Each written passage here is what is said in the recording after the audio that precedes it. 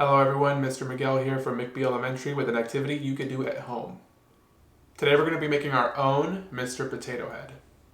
For those of you that don't know, Mr. Potato Head is a toy that comes with a plastic potato and different pieces to decorate it with.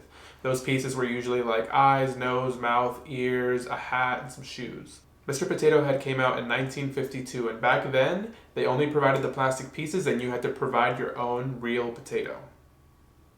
Mr. Potato Head was also the first toy to ever be advertised on TV. Like this.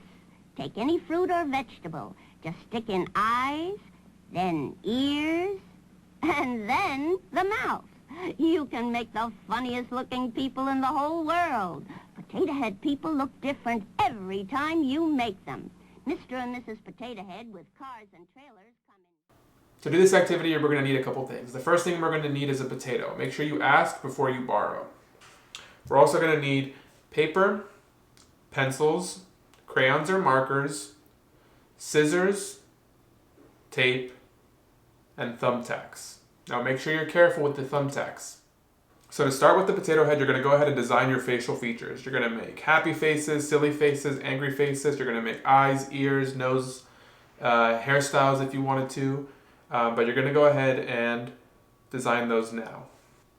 You could also make faces from your favorite books, movies, TV shows, or video games. I went ahead and started with the basic Mr. Potato Head features, but you guys could do really any features that you wanted to. As you finish up drawing your facial features, you can go ahead and start coloring those in. It's really fun to use lots of bright colors to make your potato pop.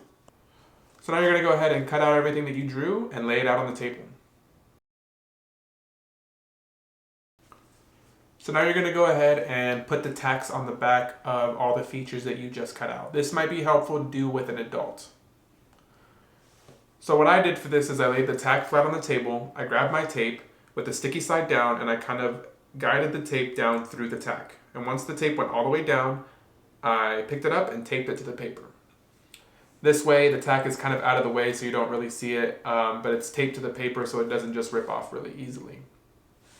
So you're going to go ahead and take your time with this process, and like I said, if there's an adult in the house who can help you, even better. Some of these pieces are really small, like the eyebrows, so it's okay if the tape kind of goes around to the front of your drawing. That's why using clear tape is best. So you want to go ahead and make sure that you put a thumbtack behind every single piece that you drew. Something to make it a little bit easier if you're drawing eyes, for example, it might be easier to draw the eyes together and cut them out together so it's just one piece. But doing them separately lets you do a little bit more creative stuff on the potato. So now that you're done cutting everything out and putting the tacks on it, you can go ahead and start decorating your potato. This is the fun part of the project where you get to really make a lot of silly faces using the stuff that you made. It's really fun to make multiple sets of everything, multiple sets of eyes and ears, so you can swap them out and see what looks best. Like I said earlier, it's also really fun to try to make faces for stuff that you already know, like characters from your favorite books, movies, or TV shows, or even video games. So once you guys are all done, then make sure that you clean everything up, you throw away any extra pieces of paper or tape you have laying around, and once you're all done playing, make sure to return the potato that you borrowed. Alright, so I want to thank you guys for taking time to watch this video. I hope you had fun, and I'll see you soon. Bye!